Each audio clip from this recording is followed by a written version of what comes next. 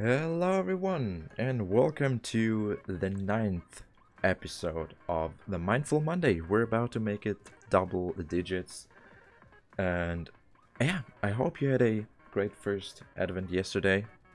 Could enjoy the weekend and yeah, now we're back here again with some action. But before that, I want to use the time right ahead and want to remind you that the moment this video is uploaded, the second that you see this exact intro to the video over in the community section, I have prepared the next post asking for your replays, as this format mainly pretty much only exists because of your help, because you're sending in games for us to take a look at, see what went wrong, what went really good, so that we can all learn something from them.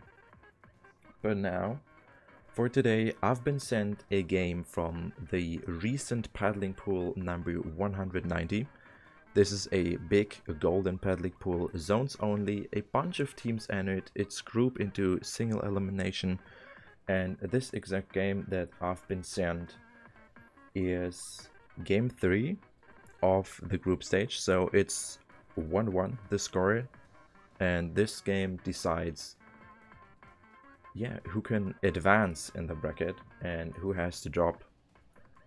And it's a German pickup against a pretty much French pickup. We'll see the names in just a second.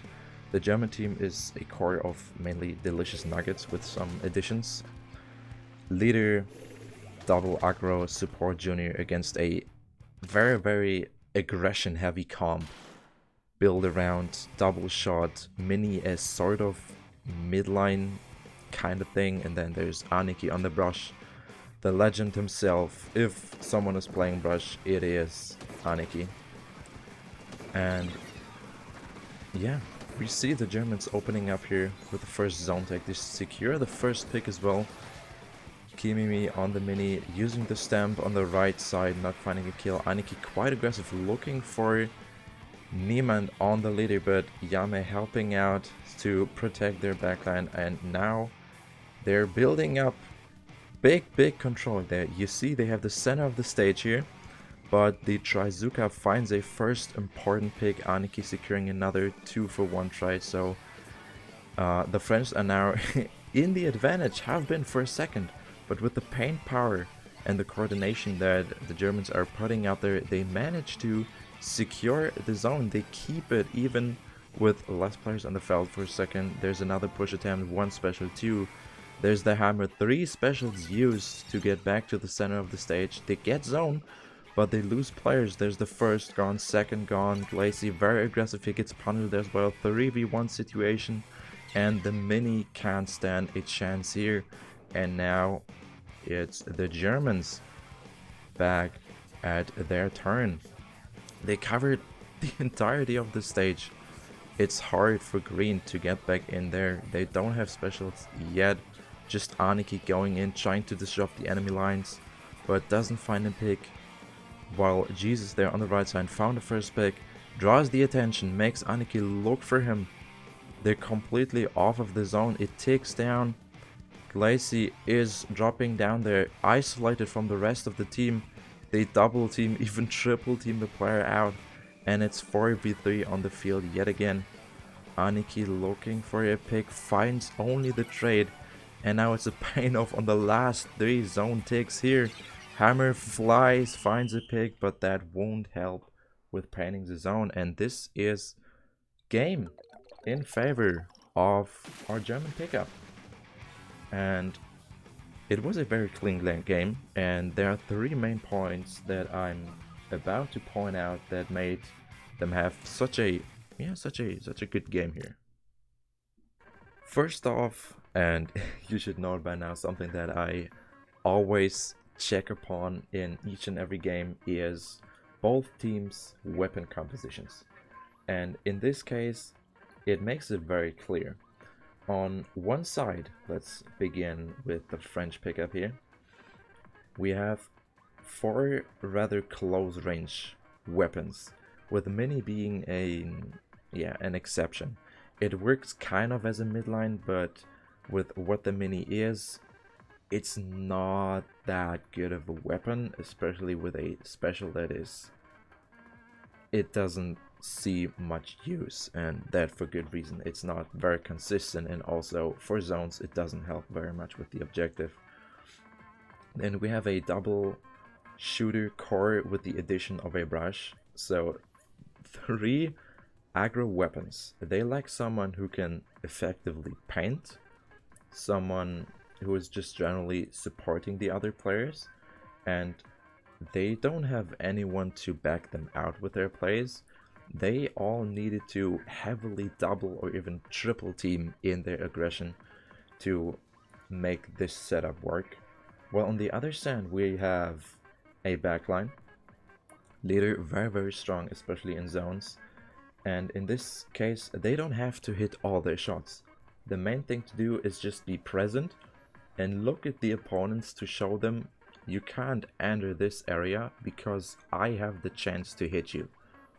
This is for solely pressure, exerting pressure and making the opponents scared, kind of, and forcing them to do out of the usual plays and maybe mess up. Then Junior is just more than solid. A lot of paint, you have bomb pressure, Bobbler to set up and protect zone, and then a dual kind of Slayer aggro core with Machine also having the opportunity to work as a midline, but just throwing fizzy bombs and creating space with the booyahs. And then, yeah, classical Slayer weapon, Splash, burst bomb combo potential with the Machine, Crab very good. It's overall just a well-rounded comp, especially for this map, where the objective of the zone is right at the center, like this is often so. But it's kind of in a high ground. Even though it's just a bit, the main parts to enter and get to the zones are below it. So these weapons, especially the Machine, have a easy time dealing with anyone that wants to get closer to the zone. And as this game as a whole was just a beautiful show-off of great team play and a well-executed gameplay, there are no outstanding or hyper clutch moments to present, but I've picked 2 examples that just give an idea of what fine-tunings a team needs to come out on top. And we start with the moment that the French pickup is trying to coordinate their push on the zone. So we have the players here. The center is completely in purple, pink, whatever. So they have zone control, and green is slowly coming in. There's the first special to force them out. Then there comes the second special, and we shortly will see the mini also using the stamp right there. So 3 specials onto the zone. They're rushing, and this is the strength of the French comp. They're hyper aggressive. They can rush in, be fast, and look for kills. So what do the Germans do? They let them have zone. French side used 3 specials to get in, to get the zone, but not secure a single kill. Effectively, the value was not worth it. Like, they're currently negative, if you want to put it in a perspective. 3 special for a zone and no kills is not really worth it. And now we see the positioning. We have 3 players on top, leader standing down there, and they're dropping in. They're nervous. They know we've wasted 3 specials to not get much done. We have to find kills now. There goes the first. There goes the second. Okay, I have to revenge. I get a kill. Oh no, there are 2 players still waiting for me. 3 down. It's just the mini forced, self-forced to protect zone against 3 remaining players. Misplay, punished, retake. I want to show you this in perspective on the map as well. This right here is what we've just seen. 3 specials and an additional player rush at the zone, and all they do in defense is let them have zone. It's okay to lose zone for a second if you then manage to come out on top. And I don't know if this was intentional or just happened in the moment of action. The leader goes here, the only player on this side. The other 3 players set up here, or 1 player went even down here. So they're kind of split, but this also sets a trap. These players see the leader here and be like, okay, it's a 4v1, kind of. We're safe to go to zone. And then they don't pay enough attention. 1 gets sniped. They go in, they look for the leader, and find 3 players as a trap, waiting for them to be punished. They go in, secure the kills, finish everything off because the leader worked as a bait and made the opponents just rush in and not be aware enough. And then they get the wipeout, they secure all kills, get the zone back, and they have setup, and only lose 1 player in the process. It's just the junior. So leader can set up here, assert pressure again, machine can be somewhere here, throw the fizzies and paint it far into their spawn, and the splash can just go shotgun with Ninja Squid. Junior gets to jump in and they're fully set up again. 4 players, wealthy, in the mid, with not that much time left on the clock. The second scene that I want to take a look at is a critical moment. This right here is the transition from the mid game going towards an end game setup. What we see here is the splash on top securing a first kill. So it's a 3v4. They're up a player, and what also is important, we have 2 players there, 1 there. Their chances to interact and help each other effectively is close to 0. And in this situation, the splash does something interesting and very important for the turn of the game. Crab is used, they drop down, they have the attention drawn from 2 players, can off. Shot takes some time and exchanges pretty much with the brush. Brush takes the first turn looking at them, and then they switch places. It was the shot going there. Then they focus on the zone again, but get disrupted and immediately switch their plan to dropping for the splash that is still down there. And all the splash does here is say, I'm stalling someone on bottom right, please help me.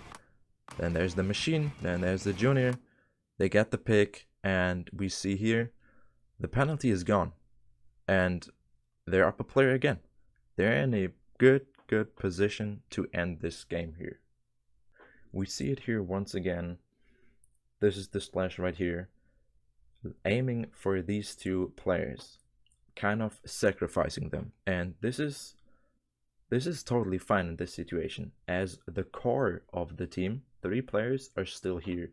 There's no way that the mini by themselves can win this fight. So it's totally okay to say, I'm going to use my ult, even my crab tank, to make these players useless for a moment.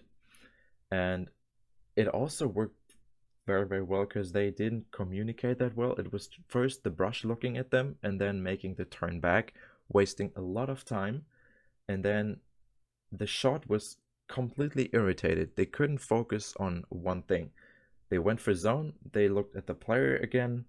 They were like, okay, it's getting close, penalty is running low, I should paint zone, but I can't paint zone because they have the better paint and better setup in this position. I need to back down. Oh, I remember there's 1 splash down here. I could take the 1v1. Drops down, and in this moment, you have a player, a shot even, one of the weapon that can better paint in the opponent's comp even. You have them isolated. They can't get out from here that easily. Even if they were able to win the 1v1, they'd still need to back out, go on top here and get back to zone, which is enough time to pretty much have the setup to end it. The zone will be taken down by that point. Or you try to go from here for a dual-sided push, but the machine has an easy time dealing with you as you're in low ground. And in this case, the Splash even finds the best way to play it and just stalls them out. They go down here, make sure that they don't die and that the shot is looking kind of stupid trying to kill them behind the block, and then they just get finished off. And then they have a beautiful 4-player setup to deal with the other 3 members here, and eventually the zone ticks down after this and they win the game. So now we get to the conclusion. Today's game showed us a perfect example of very, very well executed team play, even though it was a pickup. It was just 2 core members of the same team that are used to playing together, but the other 2s are additions to that. But they still managed to give us a great example of how well a team can be structured. And this first showed perfectly in a team comp. They had a well-rounded core around a backline, a supporter, and then a double aggro player setup. They have the chances to deal with pretty much everything. They have something for the offense, they have something for the defense, and in this case, mode specific, the junior to deal with the objective work, if we want to call it that way. On top of that, these players managed to communicate and coordinate pretty well what they wanted to do, what they were aiming for. They had a great idea of when we want to have zone, when there's no need to hold zone. They saw the value in backing off, leaving the zone for the opponents and making them waste 3 specials. They backed out, set a trap, and perfectly built up from that, securing pick after pick and coming out on top with just a 4-to-1 player loss ratio completely in their favor, going more than positive from this position. And then going for a more than solid endgame setup. They were disrupting the enemy lines. They saw the chance to make use of a single moment that they showed presence with their special there was enough to make 2 players pretty much useless for the rest of the game, and even forcing the shot to kind of throw away the game for their team, as they were the reason that they were a player down in the final 18 zone ticks of the game. And against this comp with a junior and Splash that just have to paint zone while the leader can look for picks and also the machine can look for picks, you're not going to win that. So this was the turning game, a perfectly done transition from mid-game to end-game setup to lock them out and finish off the game nice and clean. And with that, thank you guys so much for watching. I hope you enjoyed. Make sure to like and subscribe and ring the notification bell to not miss out on any new videos. There's a lot coming up. Each and every Monday, we're sitting here learning something new. I'm hyped to see what your games are going to be like, what you will send in. So now the second reminder, send them in. If you have something, let me know. Go to the community section and put it down there. Or if you have friends that are more into the competitive scene or even are new to the scene and want to learn something, guide them here. I'm happy to welcome you and support you with all the knowledge that I've gathered from my 5 years of playing competitive. I'm here for you. And with that, enjoy your day. We'll see each other in another video. Bye bye.